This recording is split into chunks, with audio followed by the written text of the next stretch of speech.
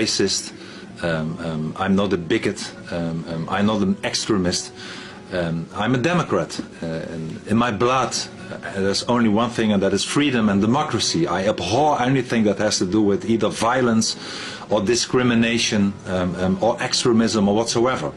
I have no problem with any person in the world, not with Muslims either. I traveled across the Islamic world until I became into trouble and got a lot of death threats. But before that, I was in Syria, in Iran, in Iraq, in Afghanistan, and many, Egypt, almost all European Arab countries and Islamic countries, and I met so many friendly people. But I know one thing, and that is that Islam, the Islamic ideology, I don't see Islam so much as a religion. I see it as a totalitarian ideology that rules any aspect of a society, rules any aspects of a person's life.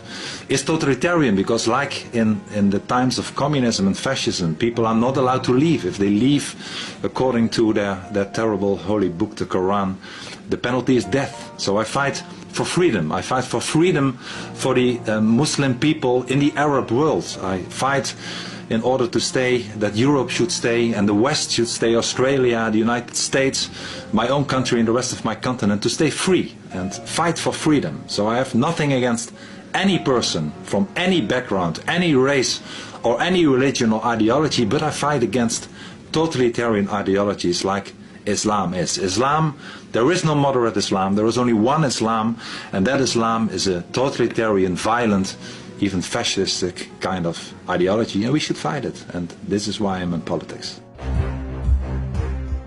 In my own words, Islam and freedom are incompatible. People who call themselves Muslims, I have nothing against.